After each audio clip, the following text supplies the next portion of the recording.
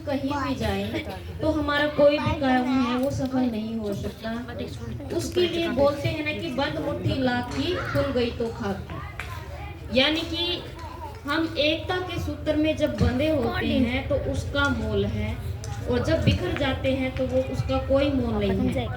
जिस प्रकार से हम घर में झाड़ू निकालते हैं, उसकी सीख सीख अगर बिखेर दी जाए तो वो कचरा बन जाती है, और यदि उसको हम बांध के रखते हैं तो वो कचरा निकाल देती है। यानी कि कचरा हमारे विचारों में होगा तो हम बदबूदार बन जाएंगे, और यदि हम उस कचरा को निकाल देंगे तो हमारे अंदर महक आनी शुरू हो जाएगी।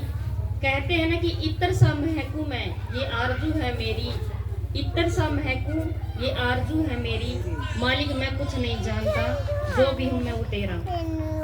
यानी कि यदि हमारे अंदर परमात्मा के नाम की खुशबू आना शुरू हो जाएगी तो हम हर किसी को अपना बना लेते हैं। यानी कि जिस प्रकार से हम मंदिरों में जाते हैं, मंदिरों में जाते ही हमें कितना आनंद आता है, हम सोचते हैं कि कितना आनंद आया है, यहाँ पर खुशबू ही खुशबू है। और कचरे के ढेर के पास से जब हम निकलते हैं तो वहाँ पर हम श्वास रोकते हैं कि यहाँ पर बड़ा बुरा हाल है, बदबू आ रही है, यहाँ पर सांस नहीं लिया जाता। कारण क्या है? वो बदबू। हमारे अंदर अगर विकारों की बदबू होगी तो हमारे पास कोई नहीं आएगा। विकारों वाला इंसान अकेला रहता है, लड़ाई झगड़ा करता है, घर में कलेश करके चलता है, और वो कभी भी किसी को एक नहीं होने देता। यानी कि वो सोचता है कि तेरा ही चले, जो तू चाहता है वही हो, बाकी का मुझे कुछ लेना देना नहीं है।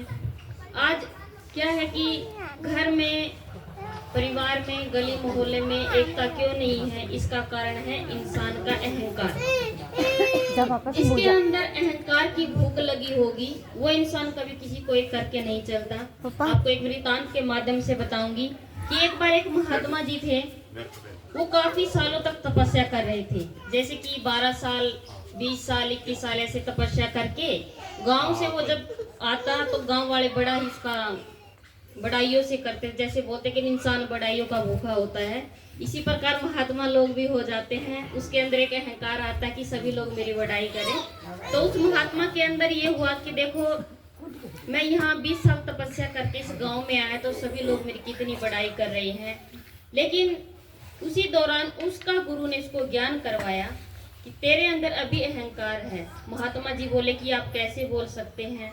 तो बोले कि चलो ठीक है, मैं आपको अपना अनुभव करवाता हूँ कि किस प्रकार से आपके अंदर अहंकार पनपा हुआ है। तो बोले कि ठीक है, आप हमें अनुभव कराइए कैसे। तो गांव वालों को बताया कि ये फिर से 20 साल तपस्या करके आपके गांव के अंदर आ रहा है, लेकिन आप कोई उसका स्वागत मत करिए, और फिर देखना कि ये आपका कितना आपको प्रेम प्यार देता है, कितना आपके इसके अंदर अहंकार है या नहीं है। तो बोले ठीक है। गांव वालों ने ऐसा ही किया कि जब वो गांव के अंदर आए तो उनका कोई आदर सत्कार नहीं किया। तो महात्मा जी के अंदर अहंकार आ चुका था। उसको लगा कि देखो क्या बड़ी अजीब बात है, मैं तपस्या करके आया हूँ लेकिन गांव वालों ने मेरा स्वागत नहीं किया, तो ये तो बहुत गलत है। वो बिल्कुल अहंकार के वश में होकर अपना आपा खो चुका था। और जब इंसान के अंदर अहंकार आ जाता है तो उसको अपने सिवा कुछ नहीं नजर आता। सभी को पता भी है कि रावण ने अहंकार किया था तो उनका राज समाप्त हो गया। इंसान के अंदर भी यही चीज है कि जब उसके अंदर अहंकार होगा तो अपने आप का राज समाप्त कर लेता है। लेकिन हमें अपने आप को बिल्कुल निवा करके चलना है, यानी कि सबके साथ प्रेम प्यार से रहना है। जब हमारे अंदर प्रेम प्यार होगा तो उस परमात्मा का आनंद हमारे अंदर भी होगा। हम परमात्मा के लिए बाहर फिर रहे हैं, कोई मंदिर में जाता है, कोई मस्जिद में जाता है, कोई गुरुद्वारे में, तो कोई पीर पैगंबर पर जाता है। लेकिन क्या किसी को पता है कि परमात्मा तो हमारे अंदर बैठा है? यदि हमने इसकी खोज कर ली तो बाहर जाने की हमें जरूरत नहीं है। हम बाहर की यात्रा कर सकते हैं, वो बड़ी आसान है। लेकिन जब हम अंदर से आंतरिक यात्रा शुरू करेंगे तो उसका आनंद बड़ा ही विचित्र होता है। वो आनंद ऐसा है कि संसार के सभी आनंद के आगे फीका है, यानी कि अमर आनंद प्राप्त होना शुरू हो जाता है। जब हमें ये ज्ञान होगा कि ये तो संसार का छोटा मोटा आनंद है, मैं इसके पीछे क्यों भागूं? जब मेरे अंदर वो परमात्मा बैठा है तो उसका क्यों ना मैं अनुभव करूं। उसके लिए हमें जरूरत है गुरु की। यानी गुरु अनेक हो सकते हैं, सतगुरु एक होता है, जिसके अंदर वो प्रावाणी धुर की वाणी आकर बोलकर हमें ज्ञान करवाती है, हमें बताती है कि यह इंसान तो इस संसार के अंदर आया है, लेकिन संसार के अंदर आने के बाद तो होता है। जब हमें ये पता चलेगा कि संसार के अंदर आने से और जन्म लेकर यहाँ पर भ्रमण करना ही हमारा मुख्य कार्य नहीं है, तो हमें पता चलेगा कि परमात्मा का नाम ही हमारे लिए सबसे महत्वपूर्ण है।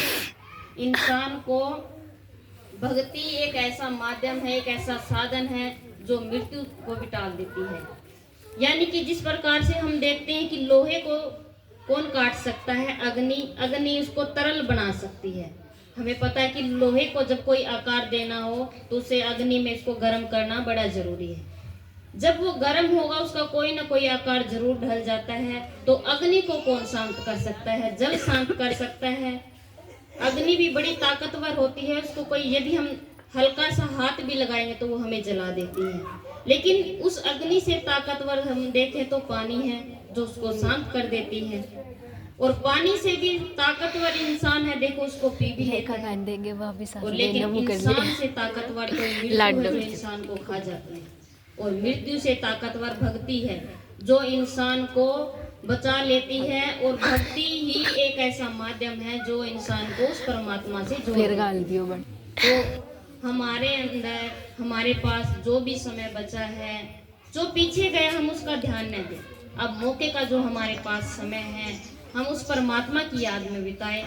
ये नहीं कहेंगे हम कि आप 24 घंटे परमात्मा के आगे बैठे, आप घर का काम भी करें, बच्चों को अच्छी शिक्षा दें, अच्छे संस्कार दें।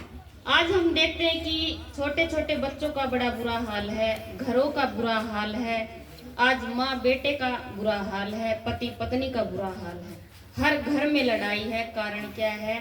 संस्कार अच्छे न होने का कारण है।